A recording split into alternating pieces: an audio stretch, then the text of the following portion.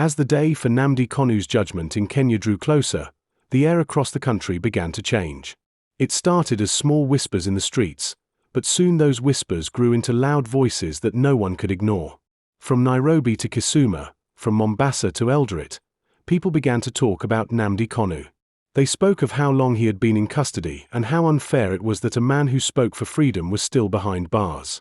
Many Kenyans did not even know much about him before, but as his story spread, hearts began to move. Everywhere you went, people were discussing him. In the buses, at the markets, and even in schools, his name came up in conversations. Some said he was a man who only wanted his people to be treated fairly. Others said he was a man whose courage represented the voice of Africa. But one thing was clear: people believed he had suffered enough. One morning, a group of university students in Nairobi decided to take a stand. They printed placards that read "Justice for Nnamdi Kanu and freedom is a right, not a crime." They walked through the streets peacefully, chanting and singing. At first, people only watched them, but as the hours passed, more and more people joined them. Traders left their shops, workers came out of offices, and even bus drivers stopped to show support. By afternoon, the protest had turned into something bigger than anyone expected. The main roads in Nairobi were filled with people waving both Kenyan and Biafran flags. Their chants grew louder and stronger. Some were shouting, "Let him go," while others sang freedom songs. There was no violence, no anger, only determination. The people wanted to be heard. The movement spread quickly. In Mombasa, people gathered near the coast to show their support. In Kisumu, crowds filled the main park, holding banners that read "Kanu deserves justice." Even in smaller towns, people began to organize peaceful marches. It was as if the whole country had woken up at once. Kenya had never seen anything like it in many years. Social media played a big part in the movement. Videos of the protests went viral. Hashtags like #freennamdikanu and #justiceforkanu trended across Africa. Young people from Nigeria, Ghana, and South Africa began to share messages of support online. It became more than just a Kenyan protest, it became a voice of Africa rising together. For many Kenyans, this protest was not just about Nnamdi Kanu. It was also about standing up for what is right. Many people felt that Africa had been silent for too long whenever injustice happened. They believed that if one African could be treated unfairly in silence, then no one was safe. This time, they wanted to show that Kenya was a land of peace, fairness, and humanity. Old men and women came out to give food and water to the young protesters. Some churches and mosques even opened their doors for people to rest and pray for peace. Teachers and civil servants spoke about it in meetings. They said this was a moment for Kenya to show the world that it cared about justice, not just for its citizens but for every African who sought fairness. The Kenyan government at first did not pay much attention. Officials thought it would end in a few hours, but the opposite happened. Each new day brought larger crowds and stronger voices.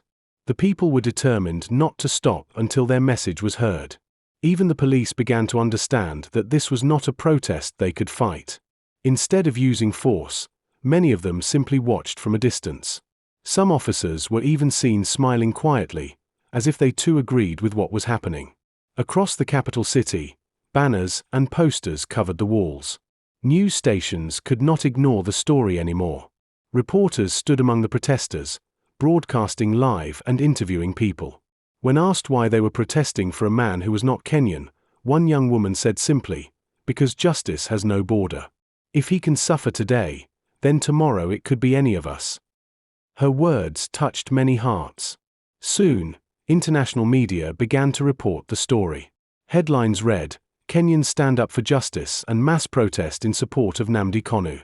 The world was beginning to watch Kenya closely. People everywhere were surprised to see such a large protest for a man from another country. But to Kenyans, this was not strange, it was a matter of principle. They saw Nnamdi Kanu as one of them, an African brother who deserved fair treatment. As night came, the streets were still full of people singing songs of freedom. They lit candles and held hands in silence, praying for peace and justice. Some said they would continue every day until the government and the court did the right thing.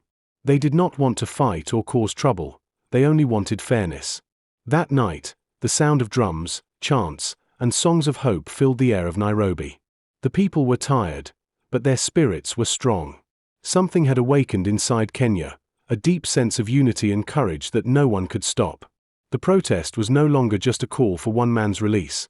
It had become a symbol of a nation's heart speaking loudly to the world. And as the stars shone over the city, the message was clear. Kenya had chosen to stand on the side of truth.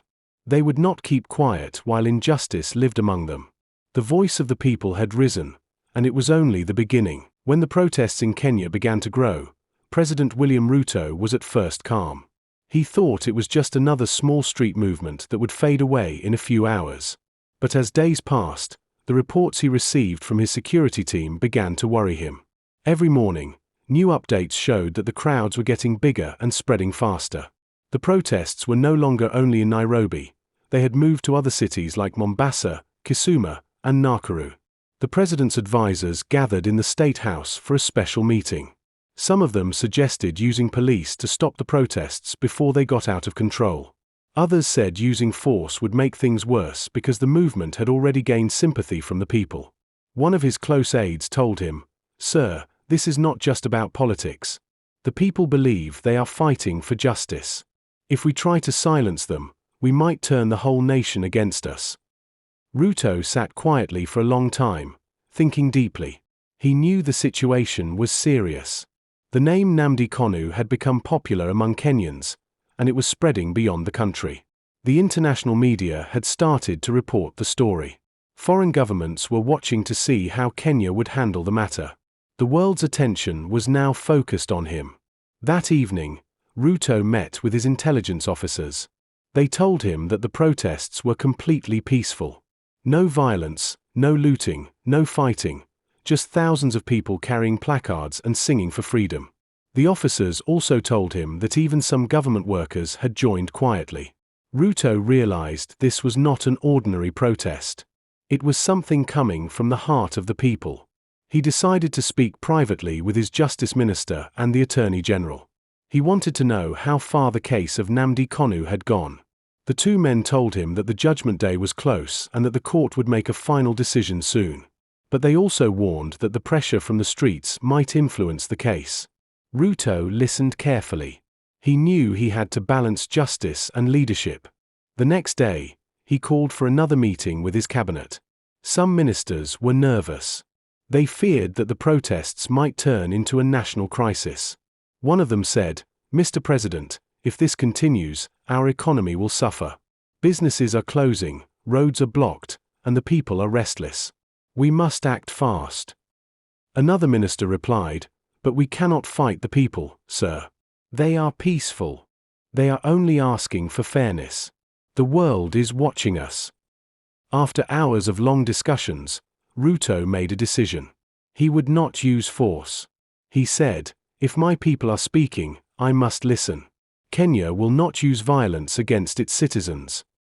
Then he added, "But I will also speak to them directly. They must hear from me that I am not blind to what is happening." That night, the president appeared on national television. Dressed in a simple suit, he spoke in a calm but firm tone. "My fellow Kenyans," he began, "I have seen your courage and heard your voices. Kenya is a democratic country. We believe in justice and fairness. I want to assure you all that the case of Nnamdi Kanu will be handled with transparency. No one will be treated unfairly in our land.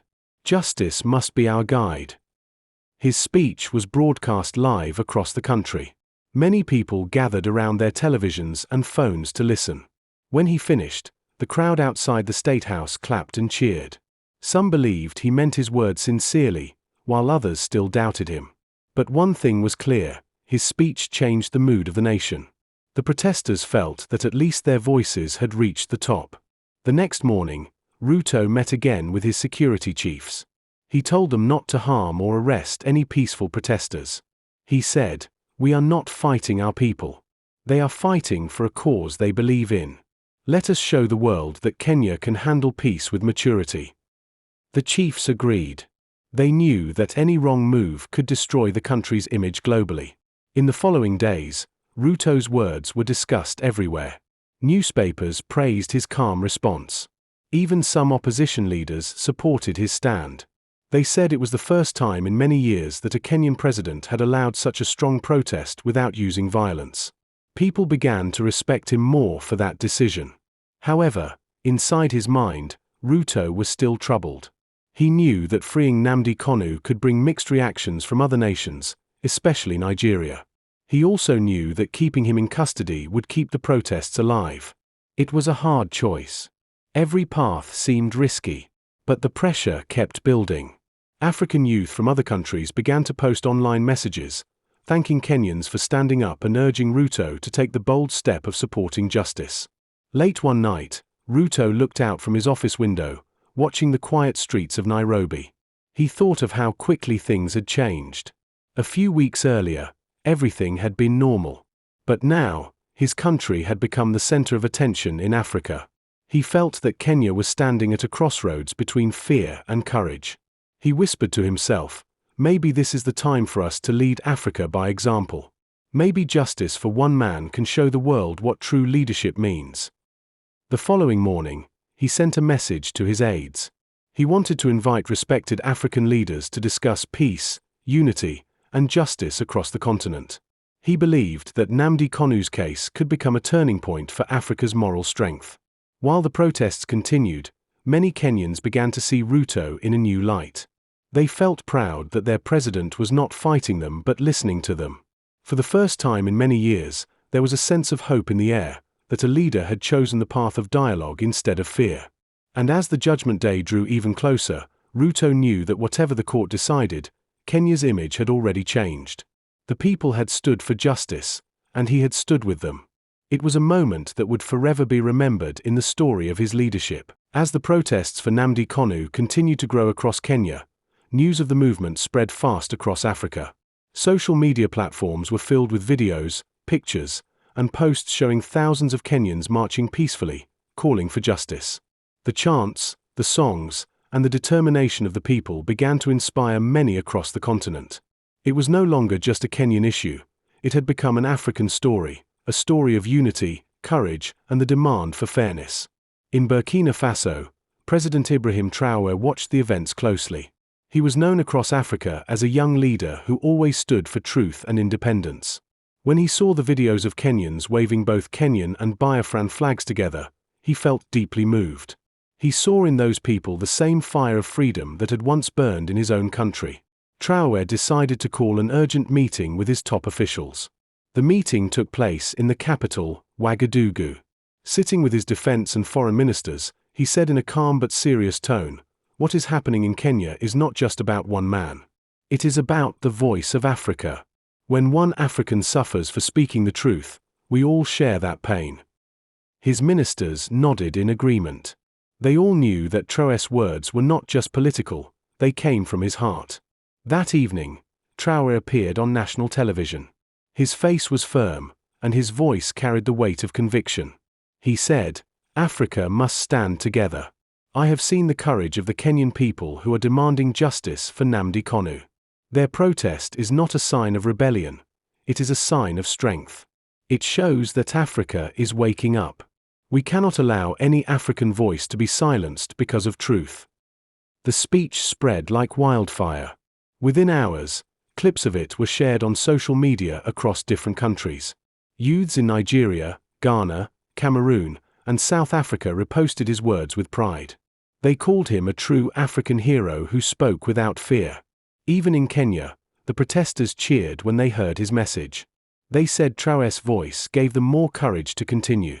In Nairobi, the protest became even stronger after Traoré's statement. People began to carry placards with his face beside Nnamdi Kanu's.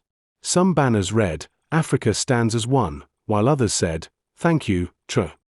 His support reminded the people that their movement was part of something much bigger, the awakening of an entire continent.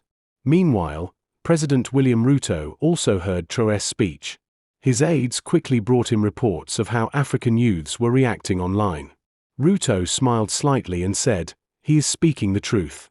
Africa must not turn its back on justice." Though the two leaders had never met in person, Ruto respected Traoré's courage and his honest way of speaking. International media outlets began to pay even more attention. News headlines across the world read, Burkina Faso's Traoré supports Kenyan protesters, and African unity rises for Nnamdi Kanu. Commentators said Africa was witnessing something new, a generation of leaders and citizens uniting against injustice, not for politics but for principle. In Burkina Faso, Traoré's message continued to echo through the hearts of young people. Schools and universities began to discuss Nnamdi Kanu's case. Students organized small gatherings, lighting candles and praying for his freedom. For them, he represented courage, the courage to speak even when it was dangerous to do so. A few days later, Traoré gave another statement during a meeting with African journalists. He said, "If Kenya stands for justice, then all of Africa must stand behind Kenya. We cannot allow our people to suffer in silence. We must protect those who fight for truth. Africa's freedom means nothing if we cannot defend one another." His words were powerful and honest. They touched millions of people who had longed to hear a leader speak with such strength and clarity. Back in Kenya, the protests grew even larger. People from other African countries who were living in Kenya joined the movement. Flags from Ghana, South Africa, and Burkina Faso were seen among the crowd. It was a sign that this had become an African unity march. The atmosphere was filled with pride and hope. For the first time, many Africans felt like one people standing for a common cause. In Nigeria, the news of Traoré's support caused strong reactions. Many Nigerians praised him and thanked the Kenyan people for their courage. They said Africa had finally begun to wake up from silence. Across the continent, the name Nnamdi Kanu became a symbol, not just of struggle but of unity. As Judgment Day drew closer, tension filled the air. But instead of fear, there was calm determination. The protesters said they would continue to stand firm until the court did what was right. They believed that with the world watching and leaders like Ruto and Traoré speaking up, the truth would finally win. On the eve of the judgment, the streets of Nairobi were filled once again. People sang songs of peace, waving flags and holding candles. They prayed for justice, for freedom, and for Africa's unity. It was a peaceful night, but one filled with power. The voice of the people had grown beyond borders. Across Africa, television and radio stations were focused on Kenya. Everyone was waiting to hear the court's decision. But no matter what the judges would say, one thing had already become clear: the movement had changed history. The people of Kenya had shown courage, Ruto had shown leadership, and Traoré had shown solidarity. Together, they had reminded the world that Africa's spirit of justice was alive. In that moment, something new was born, a spirit that refused to be silent, a voice that belonged to all Africans. The cry for Nnamdi Kanu's freedom had become more than a protest. It had become a call for Africa to rise, to protect truth, and to never again allow injustice to rule over unity. And as the sun rose the next morning, one thing was certain: the story of how the Kenyan people stood for Nnamdi Kanu would forever be remembered as a turning point in Africa's journey toward justice and freedom.